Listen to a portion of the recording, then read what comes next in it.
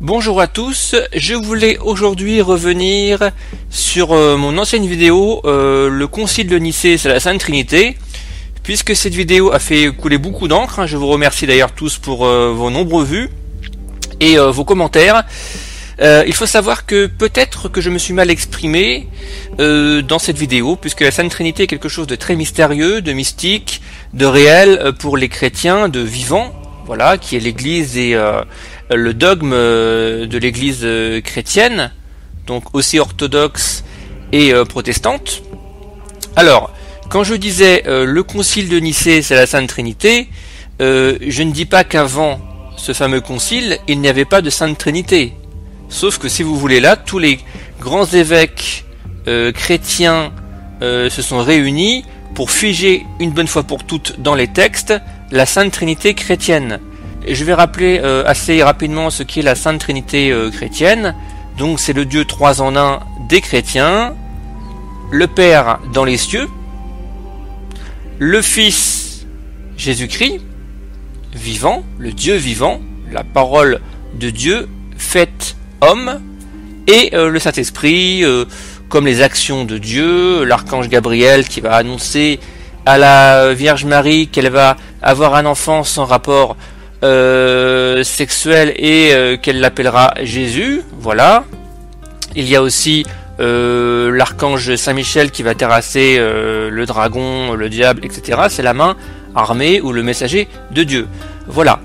Alors, il faut savoir que j'ai eu beaucoup de commentaires et j'ai tout lu, donc merci encore, sur vos appréciations sur la Sainte Trinité, en disant oui, écoute, ce que tu écris c'est bien, ce que tu dis c'est bien, mais avant ce fameux concile, la Sainte Trinité ça n'existait pas, ça a été créé de toutes pièces, blablabla. Non, ça n'a pas été créé de toutes pièces. Il faut savoir que, encore une fois, on a figé une bonne fois pour toutes cette question qui était déjà présente au temps de Jésus-Christ. Nous allons en parler et nous allons voir dans les textes, à l'époque du Christ déjà, on parlait déjà de la Sainte Trinité, pas forcément aussi clairement que pendant le Concile de Nicée, mais elle était déjà là, bien présente. Donc l'expression ne figure pas dans le Nouveau Testament. Le Nouveau Testament, si vous voulez, c'est les 4 évangiles, voilà, des apôtres de Jésus-Christ. Mais les 3 personnes divines y sont clairement nommées, y agissent et s'y manifestent. C'est très important. Le Père, le Fils et le Saint-Esprit sont associés dans des passages tels que la bénédiction de la 2e épître aux Corinthiens, la grâce du Seigneur Jésus-Christ, l'amour de Dieu et la communion du Saint-Esprit soit avec vous tous. 13-13. Voilà, déjà, la Sainte Trinité est là. Ou la grande mission de l'évangile selon Matthieu, allez donc et faites des disciples de toutes les nations en baptisant au nom du Père et du Fils et du Saint-Esprit, 28-19, qui pose les fondations de la doctrine trinitaire. Vous voyez bien que cette doctrine trinitaire existait bien avant le concile de Nicée et que les évêques n'ont rien inventé, ont juste mis au clair, vu les nombreux schismes et sectes chrétiennes de cette époque-là, ils ont voulu en finir avec ces dogmes une bonne fois pour toutes, pour tout le monde, pour tous les chrétiens. Cependant, comme je vous dis, le concept d'un Dieu en 3 personnes n'est formulé explicitement qu'à la fin du IVe siècle. La première révélation de la Trinité est implicite et privée, au seul profit de la Vierge Marie. Lors de l'Annonciation, par la voix de l'ange Gabriel, le Saint-Esprit viendra sur toi et la puissance du Très-Haut te couvrira de son ombre.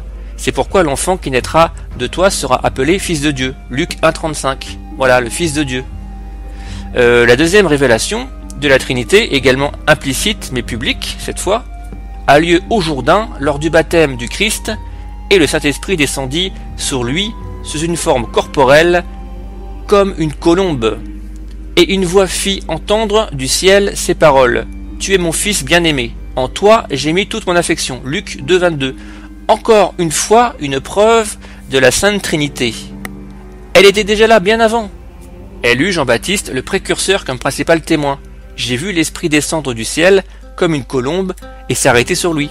Cette révélation de la divinité du Fils est confirmée sur le sommet du mont Hermon pour le compte des 3 disciples déjà présents au Jourdain, Pierre, Jacques et Jean, au moment de la transfiguration. Matthieu 17, 1, 9. Il y a Marc 9, 2, 13, Luc 9, 23, Pierre 1, 16, 18, voilà. Je voulais juste faire une petite parenthèse là-dessus parce que ça me chagrinait quand même cette vidéo sur la Sainte Trinité. D'ailleurs, c'est la plus regardée de mes vidéos. Voilà, j'avais oublié effectivement de préciser que la Sainte Trinité était bien présente bien avant des siècles, même à l'époque de Jésus-Christ. Encore une fois, vous le voyez, elle était déjà là. Donc bien sûr, il y a des commentaires de personnes qui ne croient pas à la religion chrétienne. Moi je respecte tout le monde, toutes les croyances. Il y a aussi d'autres personnes d'autres religions qui considèrent que la Trinité c'est sacrilège, etc. Chacun est libre de penser ce qu'il veut, il faut juste respecter tout le monde. Voilà, il faut essayer de le faire, c'est pas facile, c'est pour ça que la religion, la croyance nous apprend à être humble et à aimer. Tout simplement, dans le christianisme, l'amour est important et même primordial. Voilà, sur ces belles paroles, je vous dis à très bientôt pour une nouvelle vidéo, cette fois moins dogmatique, moins théologique, plus sur l'histoire romaine.